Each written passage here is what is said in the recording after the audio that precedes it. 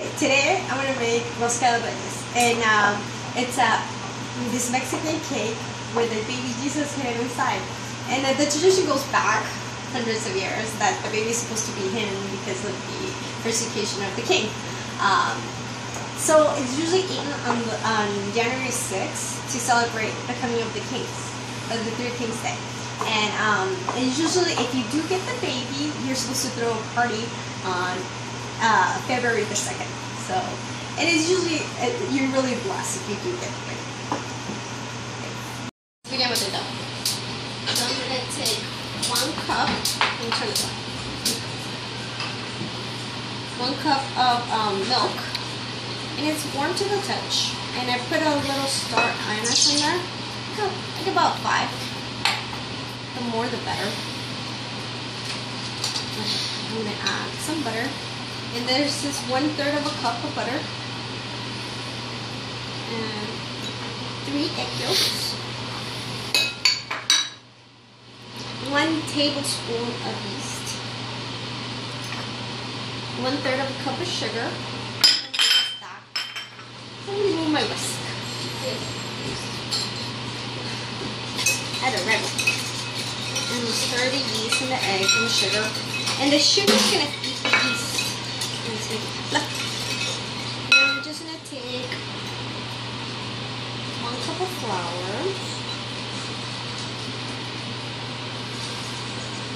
And my West ingredients. This is a total of 3 cups. And I'm just going to take 1. And I'm going to let this rise. And this ensures you to get like a really spongy cake. And I'm going to let this rest for maybe 5 minutes, and then you can come back. Okay, so now I'm going to begin with 1 egg yolk. I'm going to make the little glaze that goes on top. 1 egg yolk, 4 tablespoons of butter, 1/2 a cup of powdered sugar, 1/2 a cup of flour. I'm going to take this. And this is like the glaze that everybody likes in those Mexican breads, like roscas and all those things. I always wanted to make those when I was little, and I first moved here. They used to bring me these like trays of Mexican breads, and I was like, love them, and I'll just eat the top of that. And this is what it is. You want to keep kneading, and once you knead all this, it turns into this dough, and then we're going to mold it on top of the bread. It's kind of sticky. Just want to work with it. Maybe let the kids play with it for a little bit. It's like a little packet. It's really good. Just sugar, butter. And traditionally, you want to use butter. You would use vegetables shortening, but I don't like it. I think health-wise, it's better to use butter. Or you can even use lard. Lard is good for you. So you want to keep working until you form a dough. Okay, so I'm going to add the rest of the flour. And see how it bubbled? I left it on for like 20 minutes. You don't have to leave it that long. You want to see it? Okay. Wow, that's cool. Okay, so I'm going to add the rest of the flour. I'm going to knead this. Mix it with the mixer. I want to stir. Okay, meanwhile, she does that. Mama, I want to stir. You want some dough so you can play? Yeah. Okay. Okay. So I'm going to want her. And once she starts mixing, you want to knead it and let it rise for maybe an hour at least. So I'm going to roll it out. Just put it in the hot chocolate. You want to roll into a big log. The bigger the better.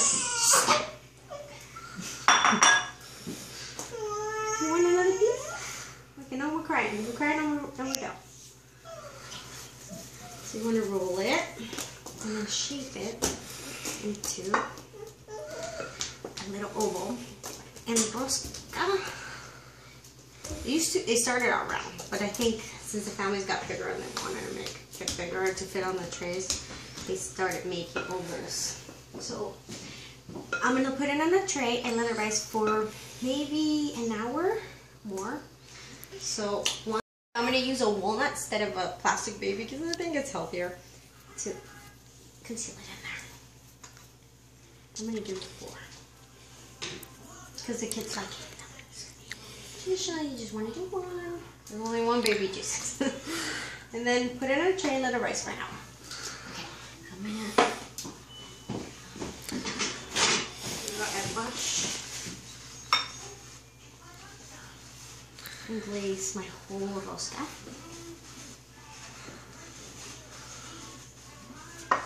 In essence, keep still kneading the dough. I'll help you in a little bit, okay? Okay.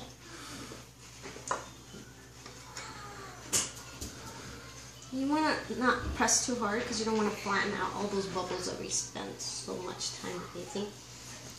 Okay, so now I'm going to grab. Remember that little dough we made earlier?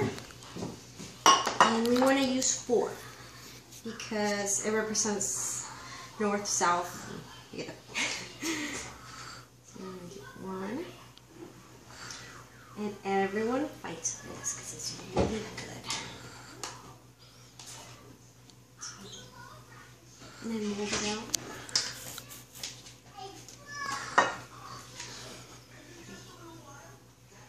And I'm going to decorate it with some quince. And this is whatever you have available, whatever you like. I like quince. And now quince is pretty easy to find. You can actually even find it at Trader Joe's, so pretty accessible. So I like quince. I love quince. It's my favorite thing. A little bit of quince. And I also have this dried fruit.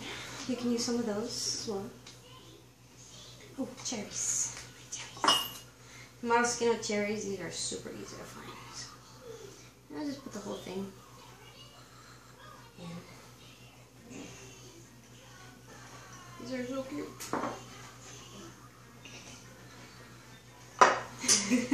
I'll help you knit it a little bit again, okay? Now, Rosca is going to be so beautiful. When we're done. When we're done. I'm going to pop it in the oven. And I think it's going to take 20 minutes. You know what? I'm going to fill this one up with dulce de leche. This one, I'm going to fill it with dulce de leche. Because I really like that. That's my thing. Me too. And I usually make a little one for the kids, and I just put a little glaze on top and sprinkles. I love that one too. So this one's gonna go in the oven, and it's probably gonna take 25 minutes. At 350. And the oven was warming. And it's December. I live in California. It's super hot, so I didn't have trouble with the dough rising. But if you have problems with that, just turn on your oven, turn it off, and let your dough rise there and there. So make sure your oven's off because you don't want to cook your dough. Okay, and I'll show you what it looks like in a little bit. So it's been 20 minutes. And it depends on the oven. Mine is convention bake. I forgot something. You might want to sprinkle a little bit of regular sugar on top of your glaze that would be right there. And doesn't it look beautiful? Okay, I'm going to put it over there so you can see. Okay, so my other one came out of the oven, and this one's filled with dulce de leche, and it's delicious. But look, the other one's already half gone. It just came out of the oven. That's why I make 3. That's my family version. Including my cameraman here. So this one I dusted with powdered sugar a lot. And it has the dulce de leche inside. And this is my favorite. It's so good. You really have to make this. Okay, I'm going to post the list of ingredients and measurements on the bottom. And make sure you like Mommy's a Chef on Facebook. And hopefully you like it. And hopefully you can make it and start this tradition because it's awesome. And it tastes really good. Thank you.